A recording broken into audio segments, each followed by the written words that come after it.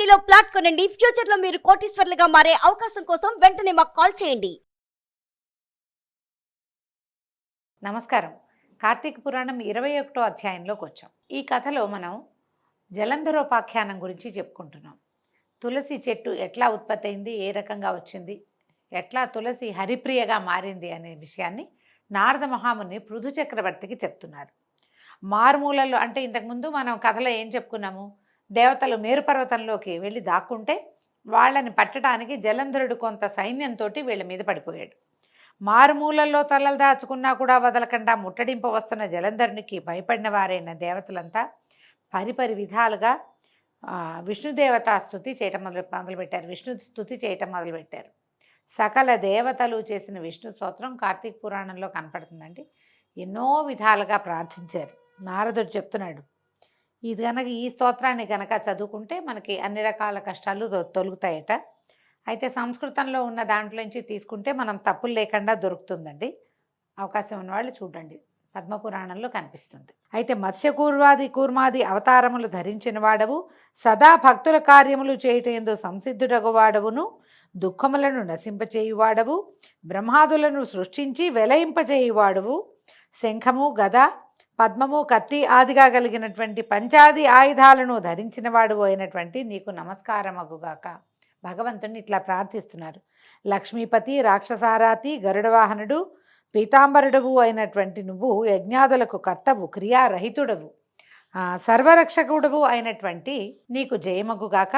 రాక్షసులచే పీడింపబడిన దేవతల దుఃఖమనే కొండని నశింపజేయటంలో నువ్వు వజ్రాయుధం వంటి వాడివి, శేషసేనుడివి, సూర్యచంద్రులే నేత్రాలుగా కలిగిన వాడివైనటువంటి ఓ వ్యాపనశీలుడమైన విష్ణువా, నీకు నమస్కారము, పునః నమస్కారం, మళ్ళీ నీకు దండాలు పెడుతున్నాను తండ్రి అని ఇలా ఎన్ని విధాలో ప్రార్థించారు. ఈ విధంగా దేవతలతోటి కీర్తింపబడిన ఈ విష్ణు స్తోత్రాన్ని చదువుకుంటే కనుక ఎన్నో రకాల కష్టాల నుంచి కడతేరగలము అని చెప్తూ పృథువుకి ఈ రకంగా చెప్తూ నారదుడు మళ్ళీ పురాణ ప్రవచనానికి ఉపక్రమించాడు.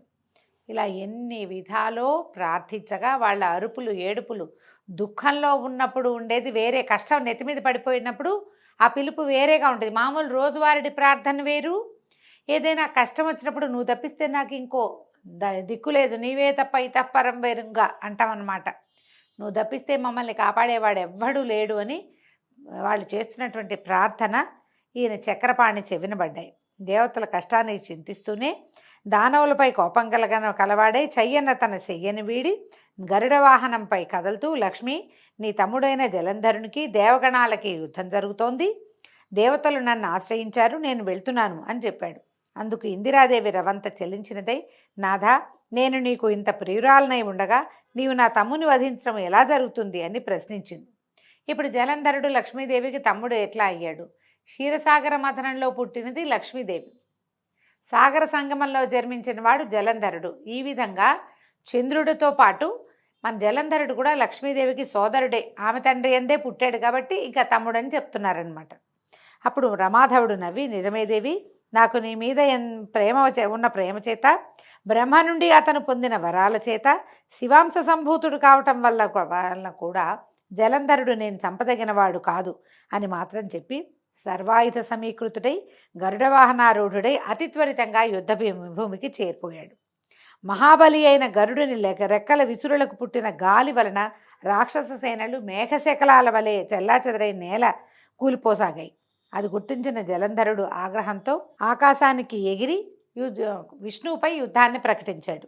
ఈయన ఏం చేశాడు, జలంధరుడు యొక్క జెండాని, రథచక్రాలని, ధనుసుని చూర్ణం చేశాడు విష్ణుమూర్తి. అతని గుండెల మీద ఒక బాణాన్ని కూడా వేశాడట విష్ణువు. వేసేసరికల్లా ఆ బాధామయ క్రోధంతో జలంధరుడు గదాధరుడే ముందుగా గరుడుడి తల మీద మోదాడు. గరుత్మంతుడు నేల కూలేట ఆ దెబ్బకి. తక్షణమే విష్ణువు అతని గదను తన ఖడ్గంతో రెండుగా నరికి వేశాడు. విష్ణుమూర్తి ఖడ్గం పేరు తెలుసు కదా, నందకం అని చెప్తారు. ఆ నందకంతో ఆ గదని రెండు ముక్కలుగా చీల్చిపారేశాడట విష్ణుమూర్తి. అలిగిన అసురేంద్రుడు ఉపేంద్రుడి ఉదరాన్ని పిడికిట పొడిచాడు. విష్ణువుతోటి బాహుబాహవి యుద్ధం చేస్తున్నాడండి. బాహుబాహి యుద్ధం, ఒకళ్ళ చేతులతో ఒకళ్ళు కొట్టుకుంటున్నారనమాట. అక్కడితోటి జలసాయికి జలంధరుడికి బాహుయుద్ధం ప్రారంభమైంది. ఆ భుజాస్ఫాలనలకు, ముష్టిఘాతాలకు, జానువుల తాకిళ్లకి భూమి మొత్తం ధ్వనిమయమైపోవటం మొదలుపెట్టింది.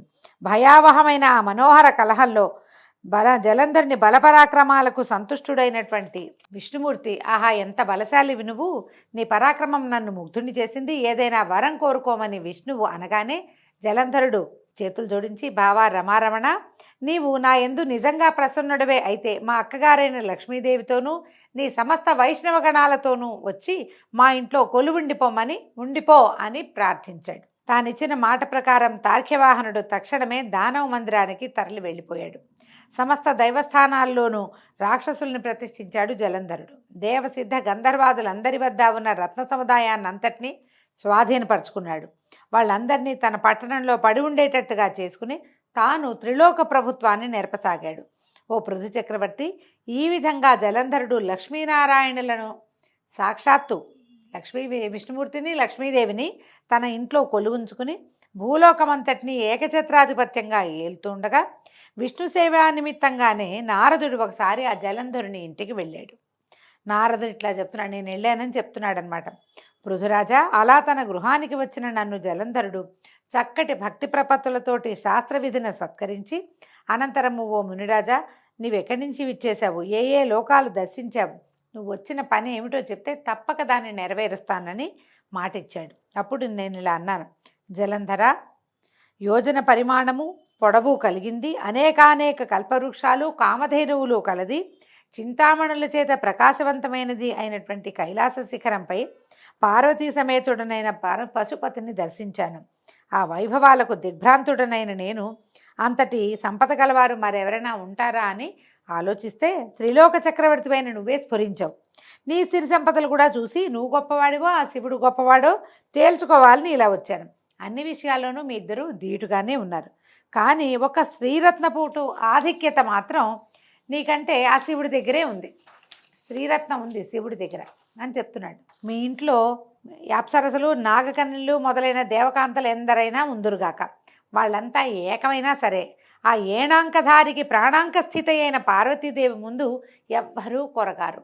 ఏణాంకధారి అంటే ఏణాంకాన్ని లేడిని పట్టుకుంటాడు శివుడు, ఏణము అంటారు దాన్ని పట్టుకున్నటువంటి ఆయనకి ప్రాణాంక స్థితి, ఆయన తొడ మీదే కూర్చుని అట్లా సగంలో ఉంటుంది పార్వతీదేవి, ఆమెతోటి సమానం కారు. కళ్యాణాత్ పూర్వం వీతరాగైనటువంటి విషమాంబకుడు సైతము ఏ విద్యుల్లతా సౌందర్యమనే అరణ్యంలో భ్రామితుడై చేపవిలే కొట్టుమిట్టాడాడో అటువంటి ఈ అద్రినందనకు ఇక ఏ చానా ఈడు కాలేదు. అంటే అంతకుముందు తపస్సు చేశాడు పరమేశ్వరుడు, అంతకాలం తపస్సులో ఉండి కూడా ఈ లేత పరువాలంలో ఉన్నటువంటి పార్వతీదేవిని చూడగానే మన్మథవశానికి లోనై ఆమెను వివాహం చేసుకున్నాడు. ఆ విషయాన్ని కుమార సంభవ పూర్వగాథని ఇక్కడ చెప్తున్నాడు అనమాట. ఆవిడ సామాన్యమైన సౌందర్యం కాదు పార్వతీదేవిది, అద్రినందన అంటున్నాడు. అందుకని పార్వతీదేవి ప్రస్తావనే చేస్తున్నాడు అనమాట. ఇక పార్వతీదేవినే నిత్యం పరిశీలిస్తూ బ్రహ్మదేవుడు ఆమె అందానికి సాటి తేవాలనే నిశ్చయంతో బ్రహ్మదేవుడు అప్సరాగణాన్ని సృష్టించాడు. కానీ ఆ అప్సరసలందరూ ఏకమైనా సరే ఆ అమ్మవారి కాలి గోటికి కూడా సరిపోరు. వాళ్ళంతా కలిపి ఒక ముద్ద చేసినా పార్వతీదేవి కాలిగోటికి కూడా సరిపోరు.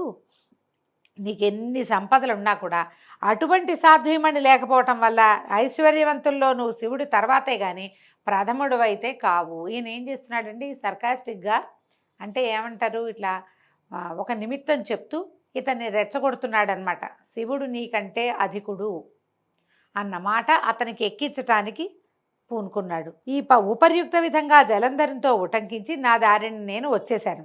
అనంతరము పార్వతీ సౌందర్య ప్రలోభుడైన జలంధరుడు మన్మథ జరగ్రస్తుడయ్యాడు. కాముకులకి యుక్తాయుక్త విచక్షణలు ఉండవు కదా. అందువల్ల విష్ణుమాయామోహితుడైన జలంధరుడు సింహికానందనుడైన రాహు అనేవాణ్ణి చంద్రశేఖరుడి దగ్గరికి దూతగా పంపించాడు. ఇది చూడండి వింత. రావణాసురుడి గాథలో కూడా మనం ఇట్లాగే విష్ణుమాయామోహితుడైన రావణుడు అమ్మవారినే తనతోటి పంపించమని కోరుకున్నాడు. తర్వాత ఆ మాయలోంచి బయటపడి ఆమెను మళ్ళీ ఆయనకు అప్పచెప్పి అప్పుడు అతను ఏం చేశాడు, ఆత్మశలింగాన్ని కోరుకున్నాడని మనం కథ వింటాం. ఇక్కడ కూడా జలంధరుణ్ణి విష్ణు తనంతట తనే ఎక్కడో ఉన్న విష్ణుమూర్తిని తెచ్చి తన ఇంట్లో పెట్టుకున్నాడు జలంధరుడు. మాయామోహితుడయి అమ్మని కాంక్షించేంత కాముకుడు అయిపోయాడు. కాముకులకి యుక్తాయుక్త విచక్షణ జ్ఞానము ఉండదు. పరమేశ్వరుడు ఎవరు, పార్వతి ఎవరు, నేనెవరిని, ఇలాంటి ఏ జ్ఞానము లేక సాక్షాత్ పరమేశ్వరినే కోరుకోవటం మొదలుపెట్టాడు.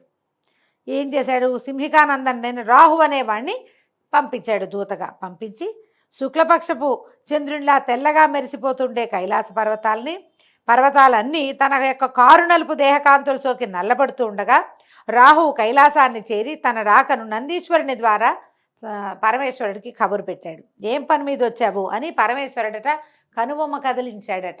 మాట ఏం లేదు, ఇలా అన్నాడనమాట.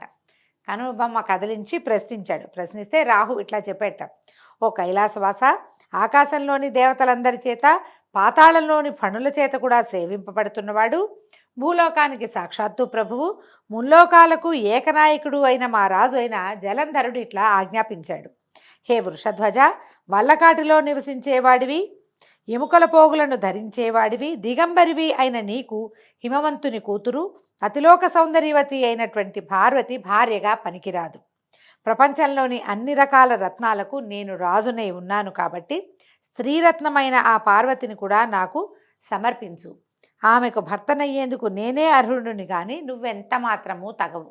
ఈ రకంగా ఆయన ఏం చెప్పాడో ఆ వాక్యాలు ఈ రాహు ఇట్లా చెప్తూనే ఉండగానే ఈశ్వరుడి కనుబొమ్మల వలన రౌద్రాకారుడైన పురుషుడొకడు వేగవంతమైన పిడుగుతోటి సమానమైన ధ్వని కలవాడు ఆవిర్భవించాడు. ఆయన బొమ్మ ముడుచుకుందట.